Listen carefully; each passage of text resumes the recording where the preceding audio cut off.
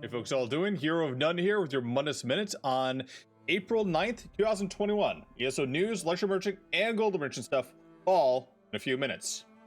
Well, the Blackwood chapter event has happened, and a preview and a recap of it is now on elderscrollsonline.com. I'll leave a link for that down below.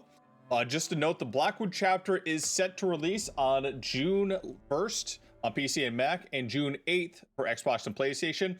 Some folks are getting a preview look at it and should be released from their NDA around April 15th. Also, currently going on is the anniversary event. During this time, you're going to get 100% more experience while eating your cake, and also getting more event tickets every time you eat that cake. Make sure to do that event, and it has been extended to April 15th as well at 10 a.m. Also, you have a chance to get Greymore and base game for a lot cheaper as well during this event. Hop on to sites like elderscrollsonline.com, Steam, greenmangaming.com, and other verified retailers, and you're going to get a chance to get it for a lot cheaper.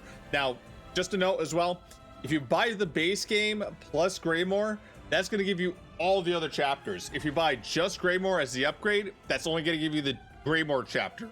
So if you haven't got Somerset and all those other chapters, maybe you want to consider getting the base game.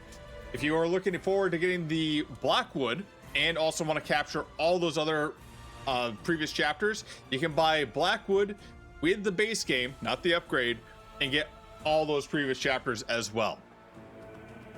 Now, let's take a look at the Lecture Merchant and the Golden Merchant for this week.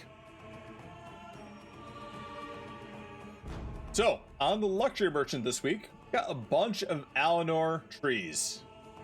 Actually pretty pretty. And a windmill, which is actually a pretty big item. And a bush of Rotunda.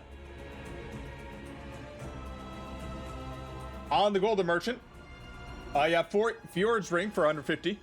Reduces its cost and increases the movement speed of bonus by 15%. If you don't have a lot of CP points, I could see this being useful, but by the time you hit CP 160, you probably already have your green champion points up high enough that you can afford the sprint increase on the under the crafting line, and you also have the red increase line. So I don't know if this is that useful anymore, especially with because you do cap on speed using just the champion points. But if you don't have the champion points, maybe this is still useful.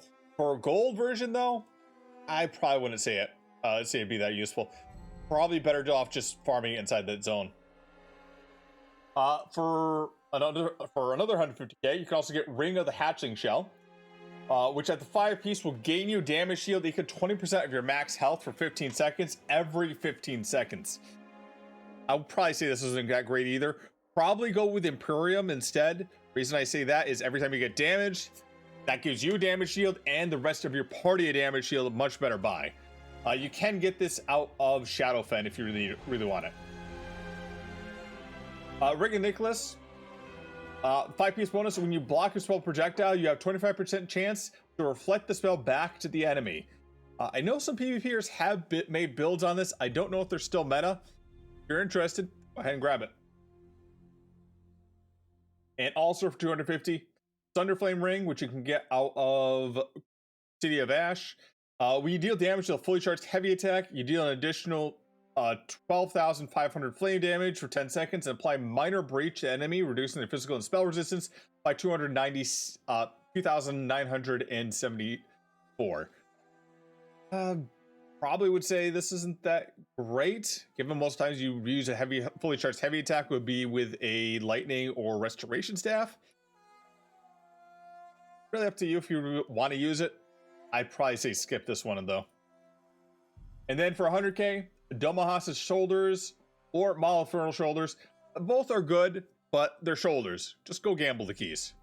All right, I'm Hero of None. That's Mundus Minute. See y'all in Tamriel.